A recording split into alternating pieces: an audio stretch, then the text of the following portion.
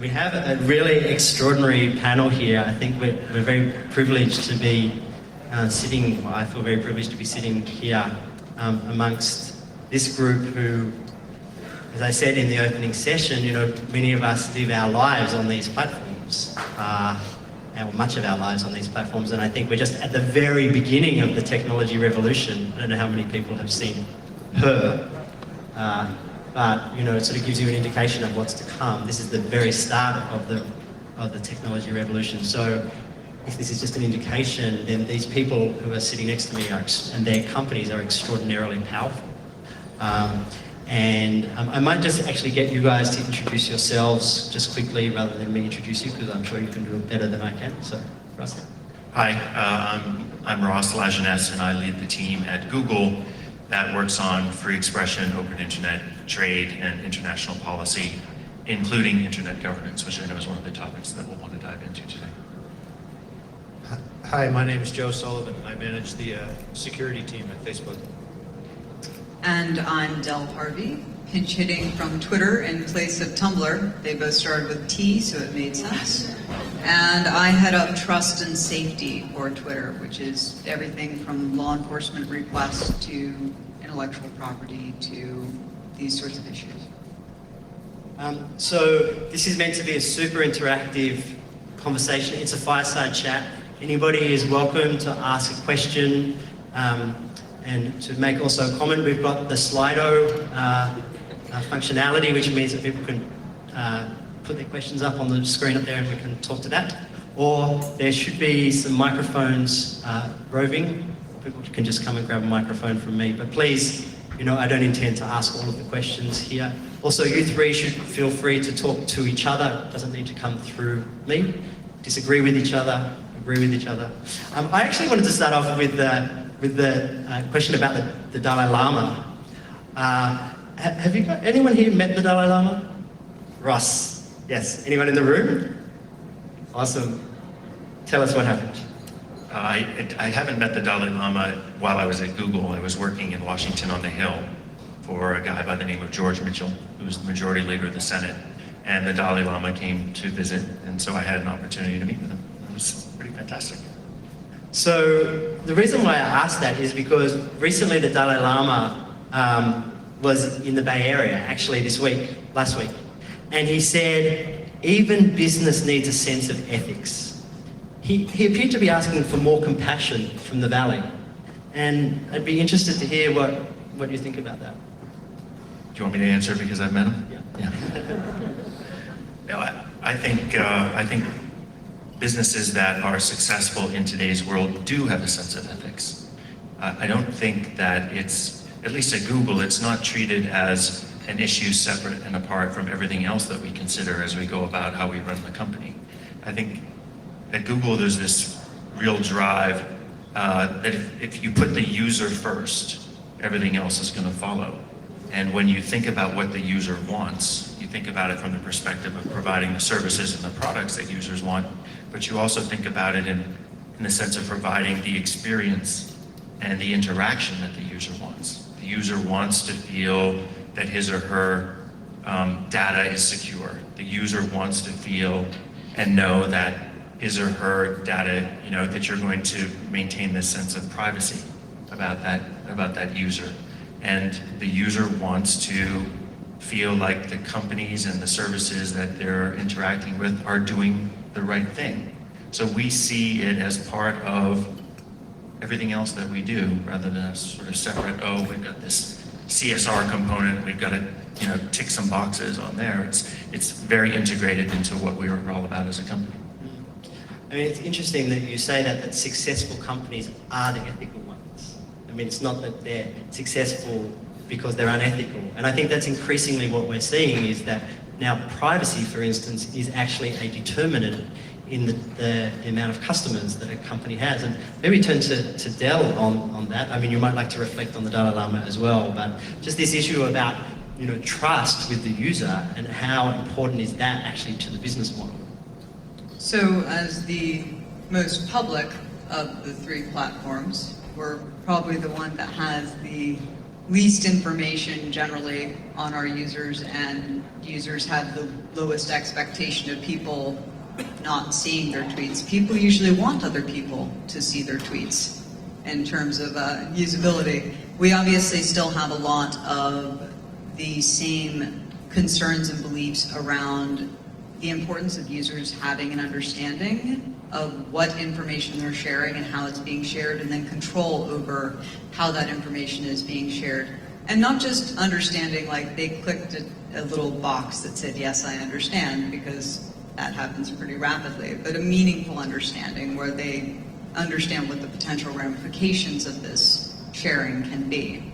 And I think that for a lot of companies, it's challenging to balance what users expect and how users then behave in terms of, well, users expect it to work a certain way. They may not be, the company may not expect that to be the way it's used.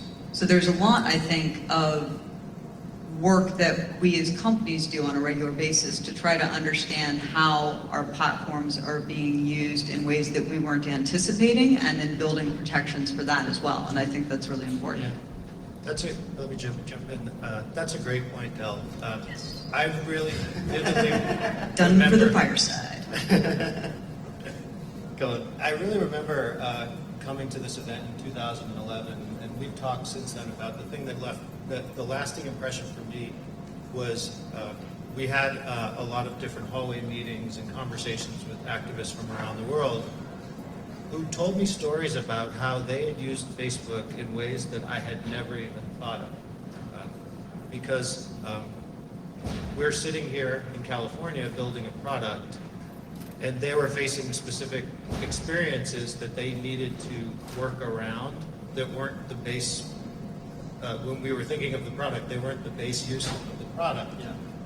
And I took so much out of that experience, and that was the primary reason I was excited to come back again, was to hear how are people evolving in their use of all of our products. And sometimes they're using them way ahead of the way we are thinking about them, and what can we learn from them?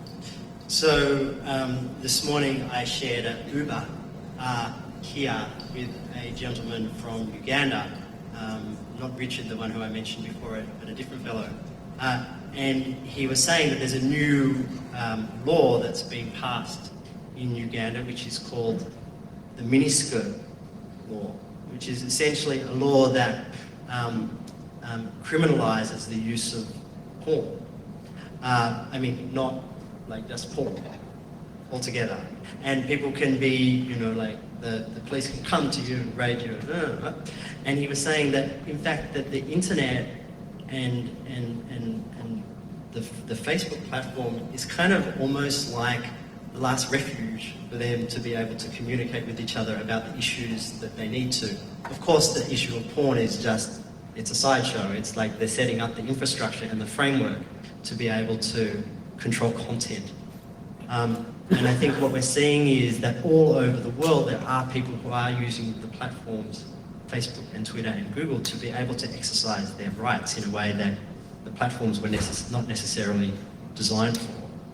Coming back to this issue about ethics, I wonder whether you think that companies actually have an obligation to ensure the digital rights of their users. Not just because it's good for business or because it's about what they hear from users, but do you think that there is an obligation? And if you do think that there is an obligation, then how should or could that obligation be enforced? Because actually what we're talking about companies that are largely beyond the role of the state. Generally the state has been responsible for having the obligation. Should the company have an obligation and doesn't? I mean, I think that anytime you start getting into obligation, you start wondering who enforces that obligation and what that looks like, along with, which digital rights in particular. But that being said, I think it's actually really important for companies to have a philosophy around these sorts of issues that is separate from whatever is potentially, okay, well, here's the mandatory minimum required by law. Having a philosophy around concepts like, it's important to defend and respect the user's voice. It's important that users have a way of appealing if there's an issue. It's important that users have a form of recourse. I think that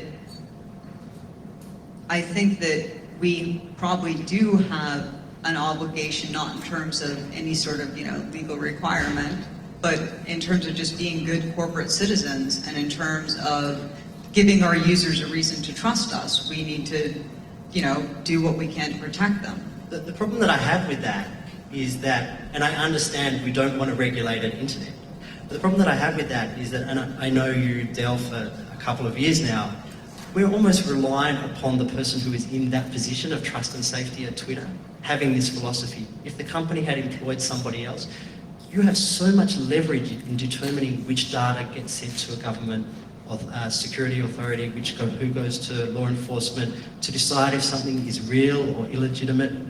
That kind of flexibility, that lack of norms, that lack of legislative, perhaps, environment, puts the obligation or the duty onto the company. And that potentially is a question of personality.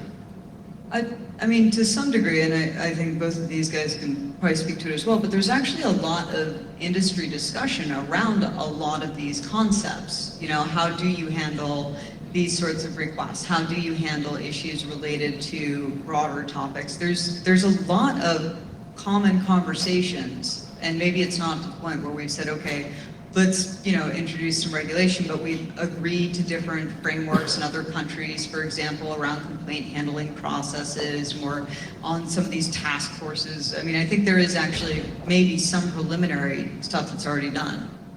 Yeah, I spend most of my time in the world of technical security, and we would fail if we worked in a vacuum by ourselves, if we didn't open ourselves up to dialogue about what's the right approach. And when I've seen regulation that's tried to prescribe how security should be done, well, let's say I've seen it tried many times. I've never seen it work. So if you write legislation on what's the right technical things to do for right now to protect a particular type of information, in 3 years the legislation would be forcing you to do less secure Let me things. jump in there actually to a question which is behind you, which is in the wake of the Snowden revelations, do you think that the obligations owed to users by internet companies has changed? How, or in the alternative, why not? So if we're thinking about, and as you say, it does become a bigger question, the sort of environment changes, so the regulation would need to be adaptive and continuously updated. We've seen a major development that's happened with the Snowden revelations. How do you think it has shifted that obligation or shifted the relationship? I've seen a shifting in the relationship, and primarily in that we now have more permission to talk about things, partially because we've all fought for it, and partially because there's a lot more interest. Partially, you need to have, if we wanted to talk about encryption standards a couple of years ago, there weren't a lot of reporters who wanted to talk about it with us. And now there are many more. So if there's any silver lining on the Snowden situation, it is that there's a lot more attention on this, just both the front end lawful requests, or quote unquote lawful requests, and then also the technology side of it. I think I could say that all of our companies haven't fundamentally changed any of our practices in either of those areas, but we faced a lot of scrutiny, and probably all three of us feel really good about the practices we had in place before the attention came on, because we're generally speaking all still following the same practices. Let's hear from Rice, and then we'll jump to the... Well, I was going to say that I don't think the obligations have changed. The dialogue has certainly changed, and the nature of the relationships with our user has changed in the sense that there's a debate going on right now that, as Joe was mentioning, there are certain things we weren't even permitted to talk about. The receipt of national security letters, for example. And now there's a debate and a dialogue going on among our users, government, and companies that needs to happen. And the debate is a good thing, and I think we're starting to see it move government practices in the right direction. I agree that sort of our practices and the obligations that we felt to our users have been fairly constant, which is to keep that data secure, keep it safe, and it's really the government that I think is sort of changing its approach. So let's hear from the audience. Anyone have a question? This is your chance. Yep.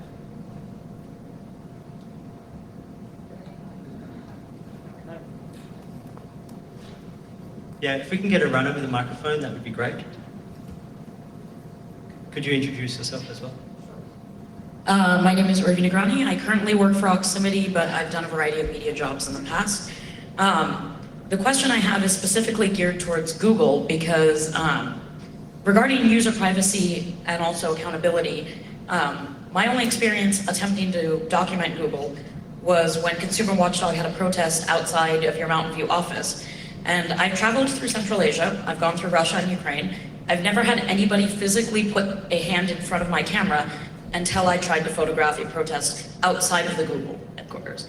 And my question is, if you're not necessarily accountable to media here, and if your PR has enough support to like block questions in this area, how can we trust that you are actually going to be accountable when you're giving us your privacy reports and other documents that we're supposed to take on face value?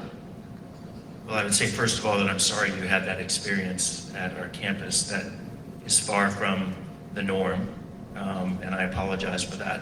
But I think it's dangerous to take that example and extrapolate it out and say, therefore, Google doesn't care about privacy or is not accountable, because I believe that we are, and we certainly try to be, both to the media and to our users. So the question then, how do I take what you believe and get verification for myself? Because you believing it, it's that same sort of, I'm relying on a private company whose internal documents I can't see, whose internal discussions I can't see. Right. Well, first of all, I hope you believe me and that I'm not trying to, sell you a seaside house in Nebraska or something like that. But I think that there are, we do more than just talk about it. I think you should look at the way we conduct our business and the way that we interact with government, the work that we're doing, to reform the surveillance sort of apparatus, the work that we've done on transparency since 2010. I think that our actions at Google speak a lot more loudly and more clearly than our words do, and hopefully, again, it's the unfortunate experience that you had at campus is not, I feel, representative of who we are as a company and what we believe in or the work that we do. Let's move on, and if it's okay, perhaps you guys can talk more, because I don't think that you're totally satisfied with that answer, but perhaps you guys can talk afterwards, bilateral. But you've raised the issue, and I think you also raised it, of transparency and transparency reporting, and we're kind of now seeing a trend within the technology sector for companies to report on and to push for what they can report on as well, but to report on the use of the requests from governments for user data, how many they complied with. What sort of reporting would satisfy you? Like, do you think that you're now in a position where you are able to report as much as you'd like to? No. Okay. No. Okay, excellent. So the next question is, what are you not allowed to report on that you would like to tell us about? Well, we're looking for a lot more granularity. We'd like to be able to report on the actual number of government requests rather than the range that we're now allowed to do. But that's progress. But before we couldn't even acknowledge that these things were going on. So it's progress, but I'd like to see us be able to report on the actual number. I'd like to be able to report on the types of requests that we're getting, whether it's Section 215 of the Patriot Act or 702, and also the specific number of user accounts that are affected. And those are all things that we can't currently do. And add in the nationality of the people. Okay. And Dale, from you? I would echo what they've said. I think in particular, really, at least right now, the swath that we would theoretically be allowed to report in even if there were an argument to be made against saying, okay, report the actual, like the exact number, even if there was an argument to be made about that, the ranges that are currently proscribed are so broad as to be meaningless for the vast majority of companies that would ever receive or could receive these sorts of orders. And we'd also like to be able to report on what we have not received any of, you know, sort of not just here's the exact numbers on what we've received, but also, and we have not received any blank.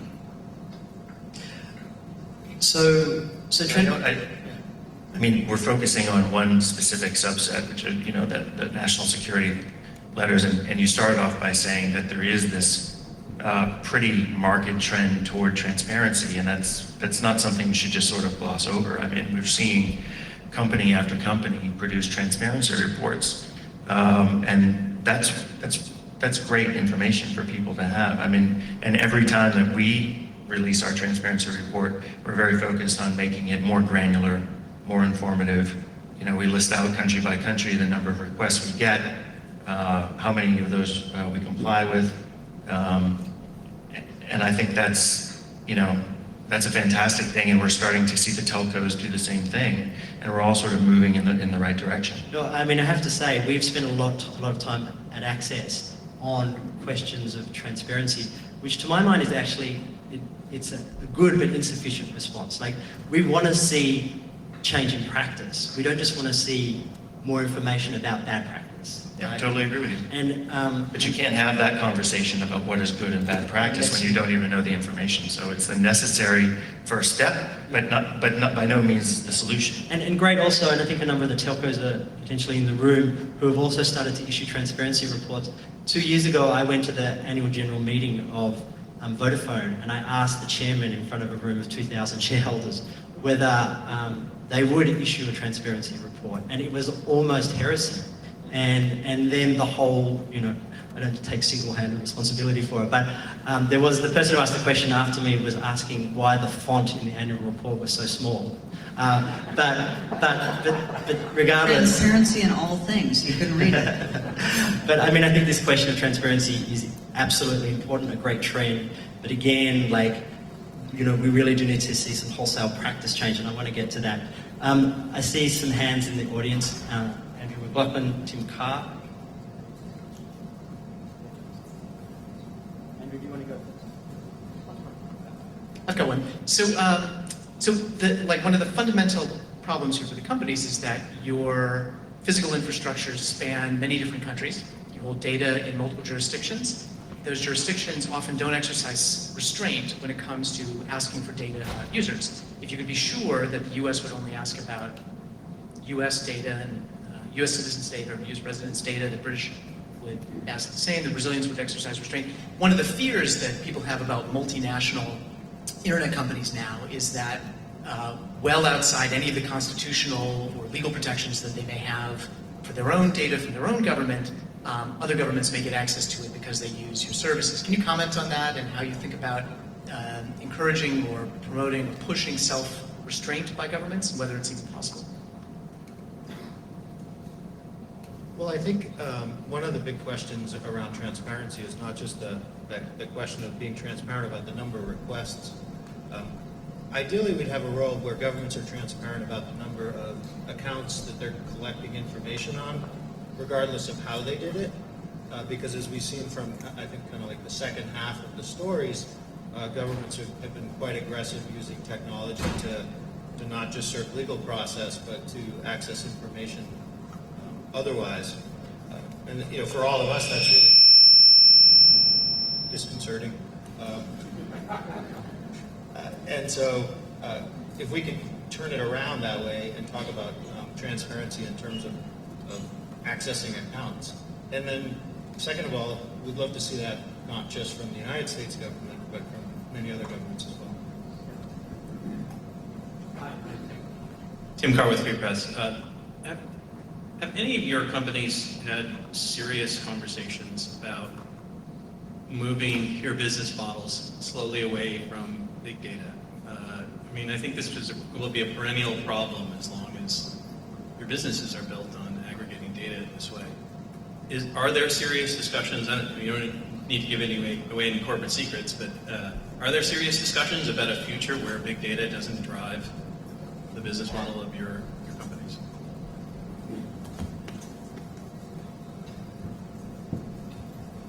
Yeah, I think we all, I mean, speaking from a security perspective, we try to be very thoughtful about the data that we retain because we have a responsibility to retain it with due care.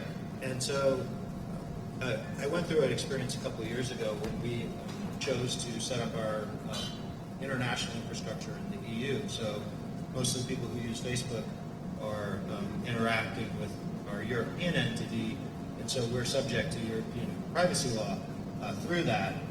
And one of the principles there, of course, is that you don't retain information unless you need it for purposes of the service. I'm probably getting the legal phrasing a little bit wrong because I haven't focused on that side in a long time. But we went through a process with the data protection authorities where they looked at what data do you have and why do you have that piece of data and how is it used.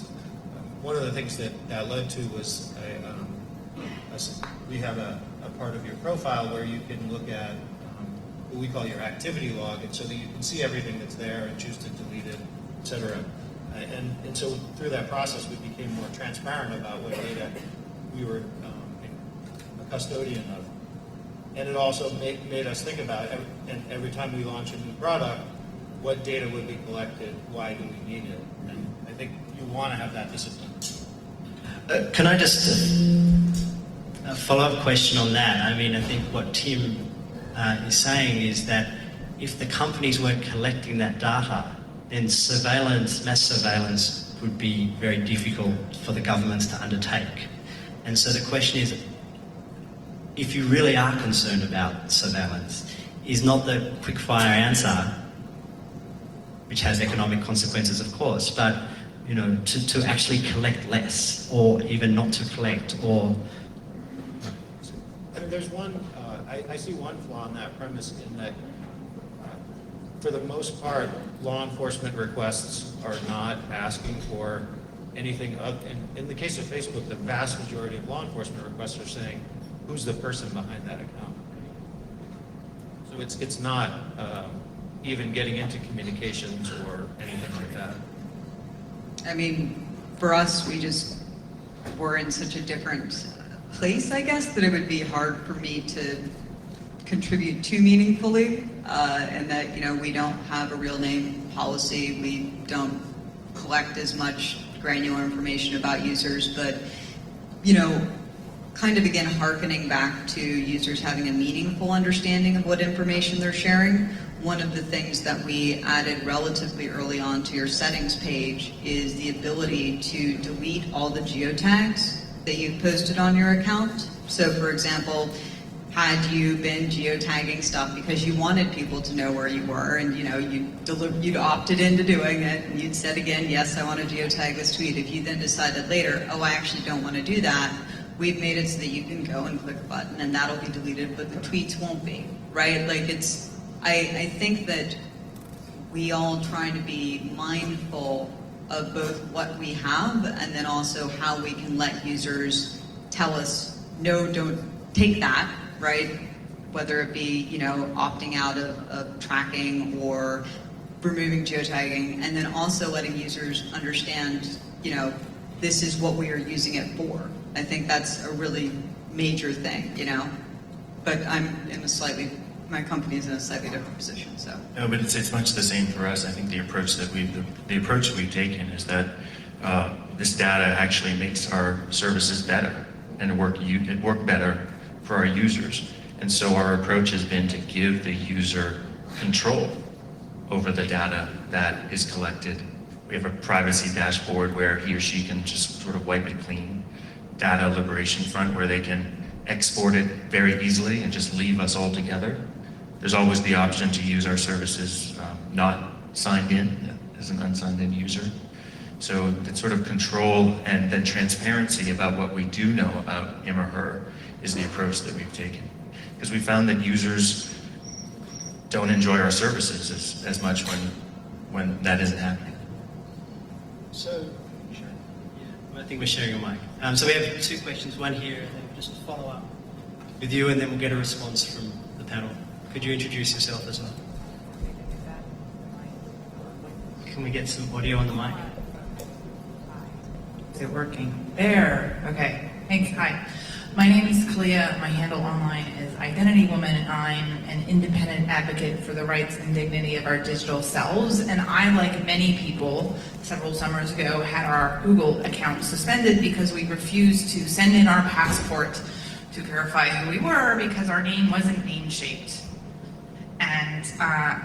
And I think, we can talk all we want about privacy, but if we don't actually give users the choice to define their own names online, to separate their professional lives from their activist lives, from their sex lives, and the only way you do that is by using different names with different email addresses in different contexts, because otherwise it's all linked together, how are those sort of practical rights embedded within your system's functionality going to be maintained in the future? Because if you can, and Facebook also has this tattle on your friends if they're not using their real names, and I really appreciate Twitter is not going this direction and sort of leaving verified. If you want to get verified and you're like super famous, like you can come to us and we'll help you out. I'm still not verified. What do I gotta do know, here? I know. So, but like how going ahead are you actually, all those folks in third world countries, they can still speak and dissent, but not give away their identities, but not if you guys keep pressuring people to use their real names all the time for everything they do online. So how are you gonna maintain our freedoms in the way your systems work, not just on how much you tell the government when they knock on your door? Thanks, Mike. Can you pass the mic over to the lady behind you? Marie-Georges, French, and on behalf of the Council of Europe. I am surprised that you say so much that you are very much aware and that you want to keep the privacy of your users and everything. I'm very, very surprised if you see, because each time one service comes up, new one, each time there is a problem. So I don't know, maybe you would need to be trained a little bit about the principles that US formulated first in the 70s, which are still very pertinent. But this is another story. About the report, the transparency, I think the case of France, well, it's true that we have a small, not legal system, not as big as the US, of course. And this is our problem, that we have to deal and to regulate it. But for the regular, I would say, secret services, we have an independent body which gives authorization, except in urgency, and they have to get back afterwards. And also a posteriori control on the spot. And the transparency is made through their report, the annual report of that independent body. And so we don't make a difference between such or such services. I don't think it's a real good thing from the perspective of collective public interest. We don't need to know how many from Google, how many from Twitter or something. But the whole thing, but right as you said, per type of problem, how much, and by type of purposes. And maybe by the origin of the request, and how much has been asked, how much has been authorized, and the kind of reservation has been made. This kind of report exists in our country.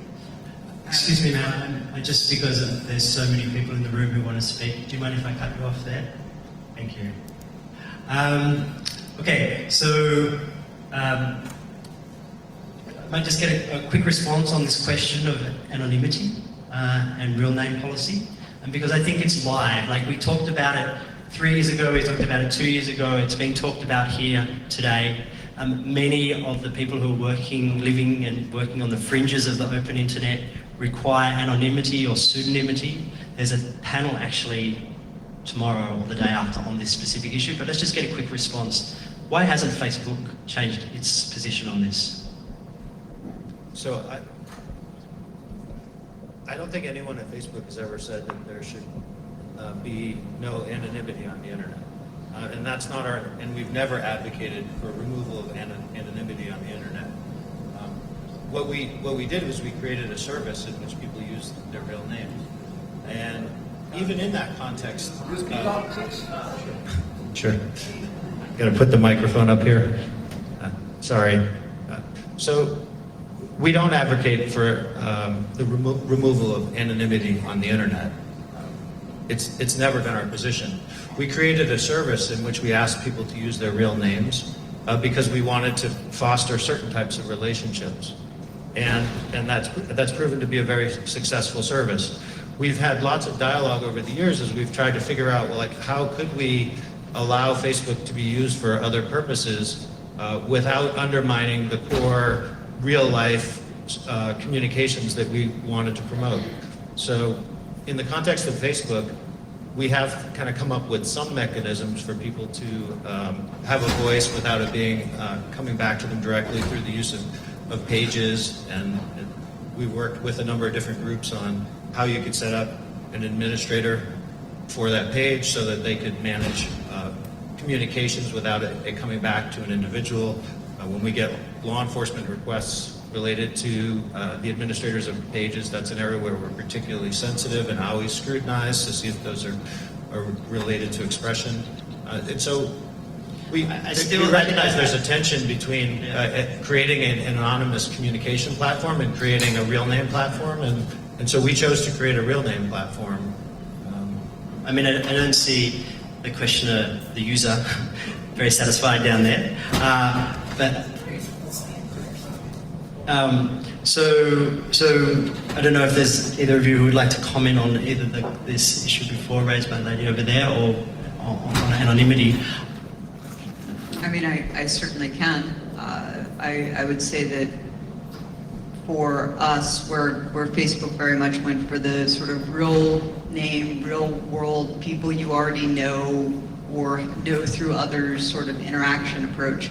Twitter has always, or at least from the beginning, was kind of built with this: you can follow who you choose to follow. It doesn't have to be in both directions. You choose your identity. It's a different model and a different use case, and we certainly believe very strongly that for us, at least, identity is not inextricably linked with the name that you were born with. Your identity is what you choose it to be. That can be fluid.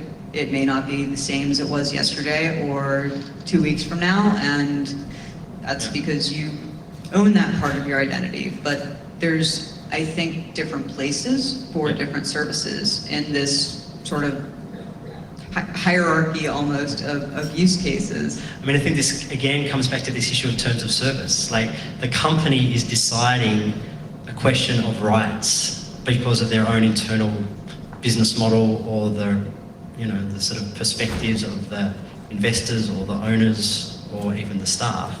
I want to actually raise a question which is not about policy, but is actually about technology, and for you, Joe, which is, and it's actually raised up here, it says, Yahoo was unaware of the webcam spy program Optic Nerve that allowed the GCHQ to record 1.8 million users' private webcam chats. What prevents this exploit from being used on Google and Facebook? And we kind of talked about this a little bit earlier, which is like, fire the lawyers and hire the engineers. Like, what is to stop governments from hacking into Facebook or Google or Twitter if the technology itself is not robust enough to repel them? I think that's a really good and really scary question. I think the thing we've learned is that they're not going to stop trying to do that. And so there's probably a lot of anger inside the engineering teams and inside a lot of companies right now. we would like to suggest that transparency would be ideal. I mentioned earlier, if governments had to be transparent about the number of accounts they were accessing, so if GCHQ had put out a transparency report that said we accessed 1.8 This is how many we hacked. I mean, yeah, it's true. Like, we do obviously want transparency from government, but this is also the obligation. And back to this obligation question is like, how are you going to be one step ahead of those governments? And it's not just actually governments. It's also non-state actors. You know, employee groups that are actually recruited and contracted to hack the services, particularly, I think, as Andrew McLaughlin talked about, this like transfer of data on fiber optic cables across jurisdiction. So, well, hopefully what we'll see is a lot more innovation in the private sector around these types of issues. I was in the downstairs space during the last session listening to people debate different technologies, and there's a lot more of that debate happening in a lot of different places right now than there was a little while ago. And I think that's a good thing. The more we develop secure technologies that can be usable and implemented on larger platforms, the better. Yeah, and I mean, even in terms of like the shift to SSL on by default, for example, or the increasing number of companies that are implementing forward secrecy or corporate forward secrecy, like you're seeing continual innovation in terms of security components, not just at the level of, okay, how can I keep somebody from accessing my account? We all have two-factor, but also how can we make sure that, you know, nobody's seeing this who isn't meant. Like, there's just, we're never going to be done. Yeah. We're never going to be able to say, okay, we're done with but this. what happened with Yahoo, and I'm not sure if Yahoo is in the room, but certainly they're at the conference. I mean, this is not innovation. This is just laziness, to my mind. Like, how is it possible that Yahoo would enable the government knowingly? I mean, they're in a position where their data is not encrypted and they don't have TLS by default, or perhaps they do now. But like, you know, is there Yahoo in the room? And Bella? And if so, do you really want to identify yourself? Identify yourself. There's no anonymity here. So, yeah. But I think rather than looking backwards at what Yahoo did in the past, let's look at what can they do going forward and how can we all help each other get to that place. I mean, we see that, you know, Yahoo's, they just announced they're hiring they're hiring a really excellent head of security, and they're going to keep investing in this area if they want to have a brand that's trusted. We're all going to keep investing as well, and there's a lot of good sharing of best practices. You know, people are contributing to OpenSSL. There's a lot of different ways that you can help us all get better. No, I think Joe is exactly right. What you sort of did is say, oh my God, I can't believe that happened, but Yahoo was lazy because they let it happen. And I understand the anger and the argument, and it is up to the service providers to be many steps ahead. That's true.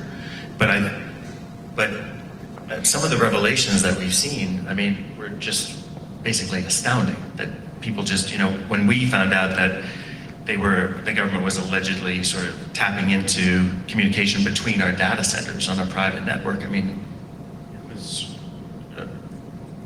we were horrified about the revelations, and we really have been, we feel at the forefront of encryption, you know, by default since 2010 on Gmail and search in 2011, and we felt like we were definitely staying a couple steps ahead. But that's what that points out is why the debate is that we're having now is so important more than anything else. Questions? Yep. Questions from the audience? Anyone else? Back there? Yep. In the back. And here, Luca. Yeah, I'm old enough to remember a lot of history. And just so before you go on, if we can keep it nice and short as well, because there are a number of questions, not that I'm suggesting you're going to be a long time, but when you start talking about history, people start getting nervous. But I think a big problem is complacency with individuals, not necessarily what the government does. And it was brought up earlier. Years ago, to have the picture of the front and back of your house and everything would have been just unbelievable, available to anyone. Nowadays, are we going to have a camera on every street corner? So individuals say, oh yeah, it's good security, I can see who's going in front, or I want face recognition to identify people or cars. And when people become more complacent, then the government and the private companies then will move in and say, well, we can sell this information or whatever. Am I going to be able to buy the emails from another individual if someone at some future date says, hey, if you want to pay $50, we'll give you access to somebody's emails? Yeah. Thank you. There's a question right up back there.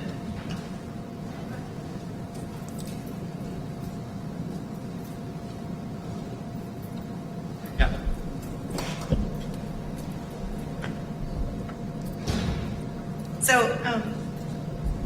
So I just wanted to say that while we were talking about anonymity not needing to go away, that Jillian York, who couldn't be here today, pulled up an article where it actually says Randy Zuckerberg from Facebook says online anonymity has to go away. So I think probably we need more on that. But really what I wanted to do is ask my question here, because we haven't gone back to the Slido, which is yeah, are you going to do that later? Please, go for it. Yeah. So how much training on human rights issues are you doing at your companies for people who are not in your policy offices? How are you educating people about the conflicts with digital rights and technology? It seems like companies who really are committed to digital rights would make that a part of everyday conversations. And what kind of human rights reviews do you do when you're developing new products? Yeah, I mean, I think this is a very pertinent question. And it brings up that issue that I raised before about individuals who are within companies making decisions.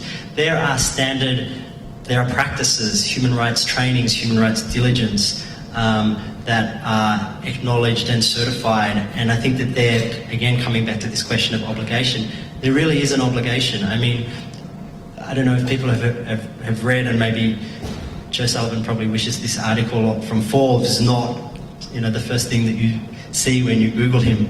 But, basically they say that Joe Sullivan is responsible for the security of 1 billion users. And that makes him, in a way, more powerful and more important than the person who heads up the Department of Homeland Security. So I'm paraphrasing, but I think that's basically what it says. But the question is, you have a team, and you all have teams of people. What kind of information, what kind of training do you give, particularly to the engineers who are more looking at ones and zeros rather than policy positionings? We do quite a bit. We can always do more. It's something we've talked about a little bit in the past. I guess it was 2 days ago, we had an event at our office where we brought in a bunch of, sorry, I feel like I'm using the mic, I'm sorry. I can hear myself well. We do have quite a bit of engagement inside the company and not just with our policy teams, if you will. I'll give you 2 examples. Earlier this week, we had an event where we brought in a number of representatives from different organizations and had the people who are launching different products at Facebook in the near future and in the recent past, and had them talk about what went into those products and get questions from those organizations. And it's really important to have that dialogue. I was on a call this morning where our chief privacy officer was talking about it, and she said, the team that's launching that product that's coming up, they got some really good feedback. The second example I'll give is one of the teams that I manage is our team that handles all of the law enforcement data requests. And one of the things that you probably don't think about for the people in that job, but they have to stand in front of law enforcement officers who are used to never having anyone say no to them.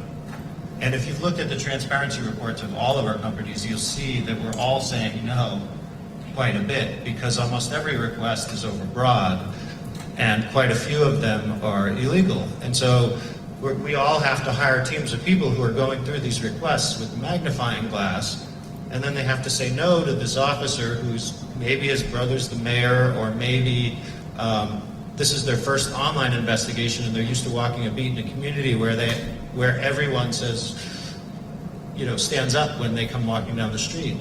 And so we recognize that team inside our company is constantly getting barraged with pressure from that one side. We have to have them calibrated, and so we have different organizations come in and kind of present and tell us, no, you should be doing more. If we didn't have that counterbalance, it would lead to not the right approach, I think. Yeah, no, it's very much the same for us. I mean, when we should be doing this, but we devote an incredible amount of resources to that task that Joe just described. It would be the easiest thing in the world for us to just roll over and say, all right, what do you want, and hand it over. But when you look at the transparency report that we produce, you recognize how rare that is. It takes a huge amount of resources to fight, and first of all, to take each and every request, examine it, and then fight back if it is overly broad or it is illegal. But we do that because we recognize we owe that to our users, and we have that obligation to do so. And I think this is the question about digital due process, which is how do we ensure that the protections that are existing in the offline world are brought into the online world, and people know about the necessary and proportionate principles which set out exactly those steps. And I think what we are in the process, where we are at the moment, is this period of norm building, which is not necessarily regulation, which I think the companies are definitely resistant to, but the creation of norms across companies and across the sector whereby information is not handed over unless there's a competent judicial authority that's issued a warrant. Information is not handed over unless there's some kind of connection between the purported offence and the surveillance that's used, or the law that's trying to address that issue. And so, this is part of it, is about necessary and proportionate. The other part of it, which we mentioned before, is about encrypt all the things, which is sort of the policy and the technical side. And I think we need a duo. We need both of them working in kind of pincer. Dale, did you want to mention? Yeah, I was going to just speak to the concept of training and how you raise awareness in the folks who are not necessarily dealing with these kinds of issues on a daily basis, because that's actually something that we're super conscious of. Most folks who are working in product or engineering are approaching things from the mindset of, I've built this awesome, amazing thing, it's going to let people do wonderful things. And you say, well, somebody could also use it to do this bad thing. And they're like, well, why? And then you have to be like, no, but somebody will. Like, somebody will use it to do the bad thing. Like, let's explain to you why we have to build in protections kind of from the ground up. And, one of the strategies that we've actually employed to try to get folks across the company thinking about that is, every PM at Twitter who's launching features, whether they be internal, external, whatever, is actually assigned a representative from Trust and Safety who will attend their stakeholder meetings from start to finish and just give input throughout, like, hey, make sure that you're thinking about X, make sure you're thinking about Y. Did you realize that this could also be used for Z? Because it's really, really challenging for the folks who are building and developing things that they're, imagining are going to be, there's just this inherent cognitive dissonance to stopping and going, and how will all of this also go horribly wrong? So I'm seeing a lot of nodding between the three of you on various things. Have you guys met before? We've never met. Neither of us have met Ross. We aren't entirely sure if he's, even So accurate. We don't know what's happening. The reason But why Joe and I are besties, so Okay. it's good. Dell and I were at a working session on suicide prevention a couple of weeks ago.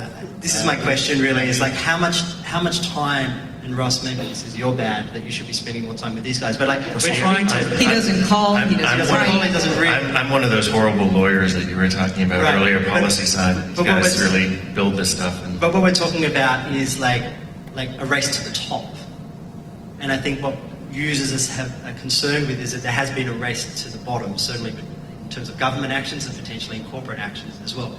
And so this kind of exchange, and it's great that it's happening here on stage, and that it would be really, really good, and there are bodies like the GNI, for instance, and other coalitions where there is an opportunity. But I think that certainly myself and probably members of the audience would be happy to know that you guys are working out what is best policy in the absence of regulation, what is best practice. Well, don't take the fact that I haven't met Dell or Joe I've seen before as an lots of his indication. colleagues I mean, and stuff. just because I'm not involved in sort of those engineering technical conversations doesn't mean that they aren't happening, because I know for a fact they are. And you mentioned the GNI, which is a place where a lot of those conversations also happen. An earlier question was talking about this issue of how do we ensure that companies are working together and doing the right thing, and GNI is actually a locus where those conversations are happening every day. So I think we should switch gears for a sec. I want to talk about, and hopefully you want to talk about as well, the issue of governance, the issue of internet governance. I think some people here certainly know that there's a battle for governance of the internet that is taking place in every international forum that I know of. It doesn't matter whether it's the General Assembly, the ITU, ICANN. It's real, and in fact, maybe Ambassador O'Donoghue is here. She sat on the Human Rights Council for 3 years, and she said that I sat through the discussions and advocated on the discussions on Syria, on North Korea, on every protracted battle that you could imagine. But she said the hardest fight and the most fractious disagreements in the Human Rights Council were over the future of the internet. And she said, and you know why? Because who controls the internet controls the future of the world. And that battle is actually taking place right now. And I wonder, we saw what happened with the World Conference on International Telecommunications, WICIT, at the end of 2012. We have a whole series of events that are taking place this year. Maybe we could hear from you in terms of what you think is likely to happen in governance, and you could perhaps reflect upon the kind of perceived and real control of ICANN as well, and whether there needs to be some internationalization of that body. Yeah, sure. I mean, I lead the team that focuses on internet governance at Google, and as you know, Brett, we were very engaged in Dubai at WICIT, and we were engaged far before then, and we continue to stay engaged because we share the concern that you just articulated. We've got a conference in Sao Paulo at the end of April, which is being hosted by the Brazilian government, and we're slowly finding out more information about what that conference looks like, what the outcomes will be, and it's sort of a precursor to what I would say is a much more dangerous conference in Busan, held by the ITU, in which the ITU will rewrite its constitution. And there will definitely be a push by factors within the ITU and by many governments there to put the internet and internet regulation firmly in its constitution, which we think would be a horrible idea. So we're engaged on all fronts. We're working with civil society. We're directly lobbying governments who share our concern about the future of the internet and internet governance. We're drafting submissions right now that we're going to be finalizing for the Brazil conference. But I agree with you that the threat is real, and the danger is that what you'll have is this, call it an unholy alliance of countries like Russia and Syria, China and Iran, who don't like the way that the net is currently run through the multi-stakeholder model. And they will use the ITU as the vehicle for changing that model, for increasing government regulation.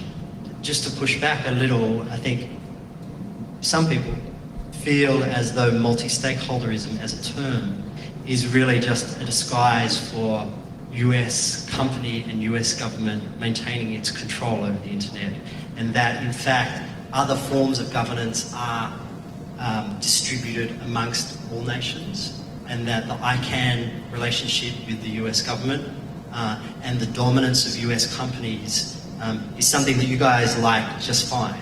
And so, of course, you'd be scared and see it as a dangerous activity within the ITU. Sure.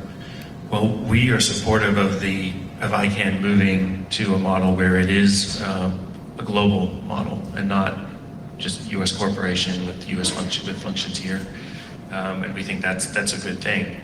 But a lot of the folks making the argument that you just made are actually the same folks who are using the NSA revelations and using that as a starting point for having this discussion about taking control of the internet away. Let's turn to the crowd. Yep. Look up.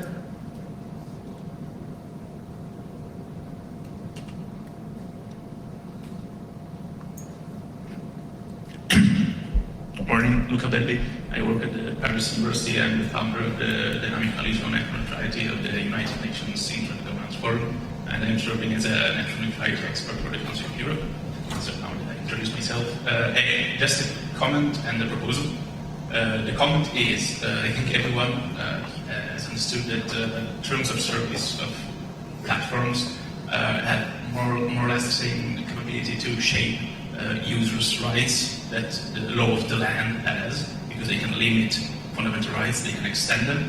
But the problem is that the law of the land is framed by a constitutional framework, is reviewed, there are some checks and balances, and the private regulation of the terms of services, it is not framed by any constitutional framework. So if you have law of the land versus law of the cloud is not framed and is essentially private. So the proposal is, would you engage in a collaboratory effort to create some model provisions that can protect human rights, and with a framework that can be associated with some sort of rule of law or due process mechanism that can be applied? Would you engage in such a collaboratory effort? And I look forward to your answer. I want to address this view that somehow companies are not subject to the law, and it's just not the case. The terms of services that we have, our entire operations are subject to the law.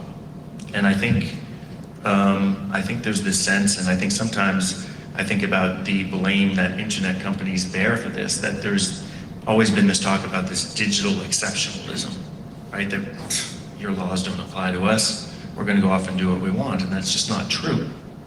So I don't think it's really helpful to talk about terms of service on this level of, well, they're actually more powerful than the law. They aren't. Our terms of service do not trump the U.S. Constitution. Our terms of service do not trump U.S. law. I mean, what we talk about, of course, is that we're global companies, and so we're subject to various sets of laws and various jurisdictions all around the world, and that's actually one of the reasons why, when we propose the principles for reform, we address that very fact, that there are conflicting jurisdictions and conflicting legal models that apply, and we're asking for some sense of sanity, for some sense of, mostly through MLAT reform, but I just want to dispel this myth that somehow we operate in the heavens and we aren't subject to any of this stuff. I think that's true. This conference, however, is about human rights and technology. And what we would argue, and certainly the International Human Rights Framework, it talks about and has been accepted that this is universal and that it is not subject to local law or cultural boundaries. I mean, this is really about the right to privacy is the right to privacy, as we put up on the screen before. The right to seek, receive, and impart information is enshrined, not just in the Universal Declaration of Human Rights, but in all of the regional human rights treaties. So this does kind of pose a question, and again, it's also about jurisdiction as well, but how do we ensure the primacy of the International Human Rights Framework across all of those 195 jurisdictions in which you operate? Well, I was actually just going to say that I could have been wrong, but I think part of the question was also just, shouldn't users have a way to appeal if something happened and they didn't like the outcome, right? In normal law, you can say, well, I'm going to take this to the next court up and ask for their judgment on this because I think you were wrong.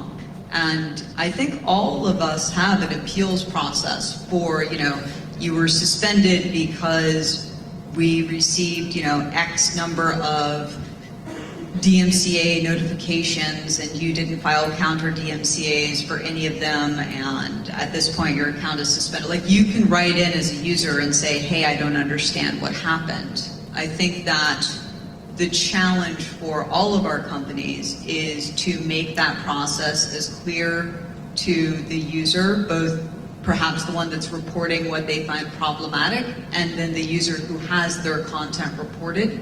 Just making it really clear to both parties what's happening, why it's happening, what their options are, and why their options are what they are. I think that's something that we have made some strides on, but we have to keep working on. And I think that that also is something where being aware of cultural norms within different communities is actually really important to take into consideration, because even just verbiage, or even just the way that we might say something in this country would just have a completely different effect in another country if we did a literal translation. So. Yeah.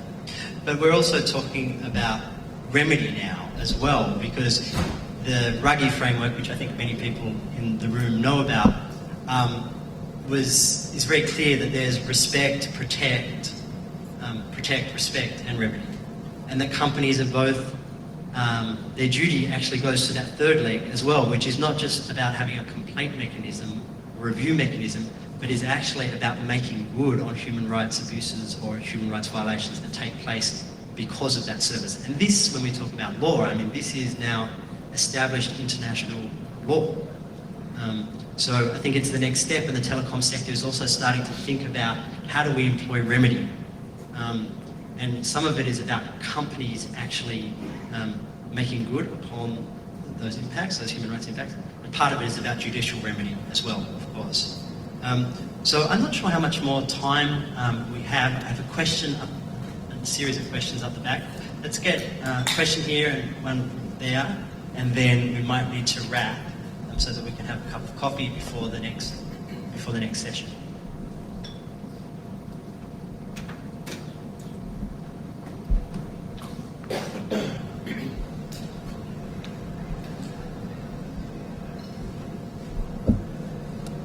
Hi, I'm Kavitha from the Committee to Protect Journalists, and I wanted to follow up on what Del was asking about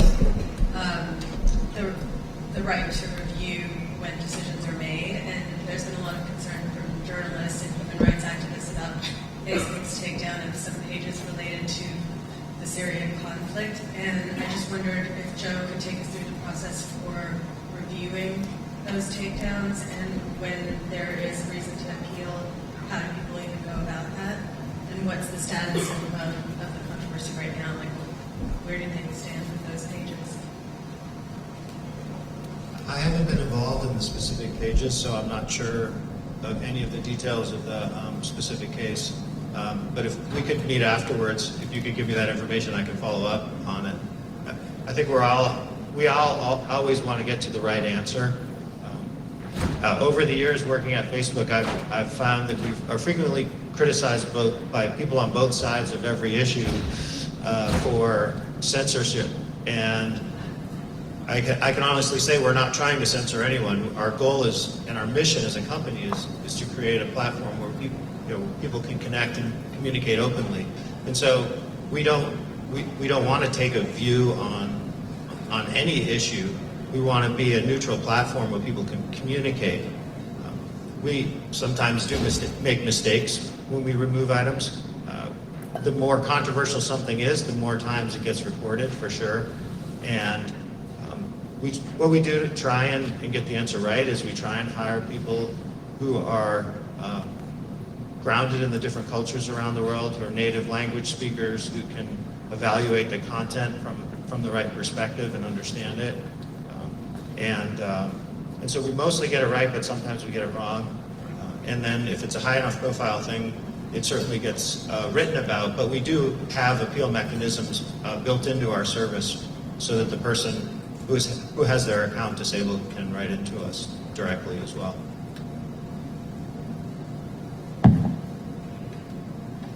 Hi, my name is Jabu. I'm from South Africa. I do LGBTI media reporting in the continent. I'm really concerned about the use of the words like tradition or cultures in contexts, especially in the continent where homosexuality is becoming more and more criminalized. We're looking at Uganda, Nigeria, Kenya, Zambia. I mean, I can go on and on. Facebook is often a platform for us to use to express concerns of vulnerability. I'm wondering, to what extent do you gather that data in order to advance human rights at all? Do you do that?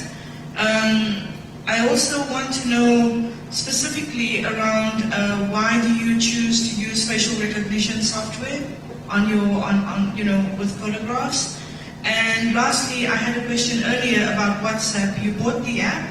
Are you going to be doing any codifying encryptions? I believe it's unencrypted.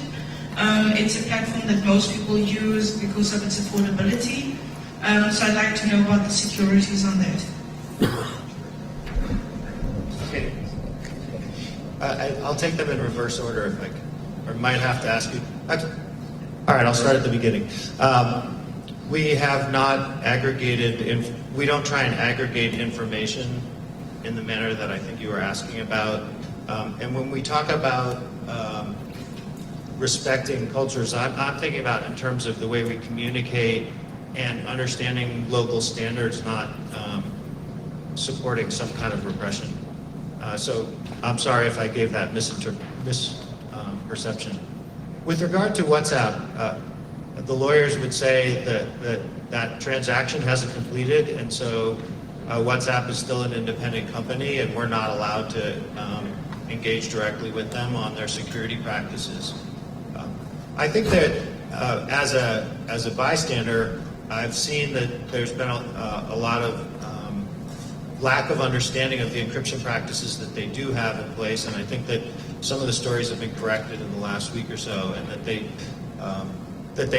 do have a certain level of cryptography in place and use SSL. I can say that when they do hopefully become part of the Facebook family, we will be excited to work with them on their security practices and keep moving them forward. So I might just finish up by asking a final question. We started with the Dalai Lama, a question about compassion, and I wanted to ask you a question about, the title of this panel is about digital rights and how do we ensure these platforms respect digital rights. If you were to pick one principle or one concept, what would be the guiding principle or concept that you would like to see your company employ in respecting the digital rights of your 1.8 billion users collectively around the world?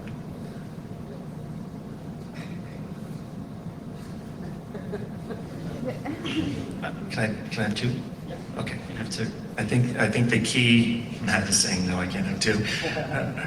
I think what we remain focused on is giving users control, giving them the information, the transparency element, and then giving them control over how they interact with us, the data they give us, and how that's used. So it's really two things.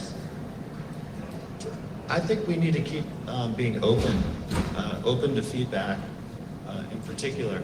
But I didn't come to this event today because I was trying to convince anyone about anything about Facebook. I signed up for this conference because I wanted to hear the hard questions that people were going to ask, and I want to have dialogue with people here about what they're disappointed in. I want us to be open to your feedback. And I want us to keep coming to these events. I want you to keep putting on these events and keep inviting us so that we can continue to learn and continue to get better. So you'll be pleased to know that there's a number of roundtables that are taking place between each of these guys and a room full of activists who are working and living on the front lines. And if people would like to attend any of those, please come and talk to me. Lastly, from Del, from Twitter. I would obviously echo the transparency concept as a whole and control. The other component that I would perhaps underscore for us is rather than a right for our users is a responsibility that we have as companies, and that's to never ever think that we have done as well as we can. We can't ever say, okay, well, this is done, and we don't have to look at this process again, or we don't have to look at this control again, or we don't have to look like, all right, that's all sorted for forever, right? Because if we aren't consistently pushing ourselves to get better, whether it's about notifying users about something, or transparency and granularity, or even just, you know, how users understand and interact with our platform, then we're inevitably going to miss things at an even faster rate than we might now, because there's just so much happening that we can never assume that we're done with anything. And I think Mitchell Baker's comments earlier this morning, where she said, like, we've come a long way actually since we were in 2011. The dialogue that is happening here is far more mature and far more considered and nuanced than it was in our first conference. So there is a huge way to go still, and I think that the sand is moving underneath us all the time. The respect for user rights is the topic of this conference and of this panel, and I'd like you to join me in thanking Ross from Google, Joe from Facebook, and Del from Twitter.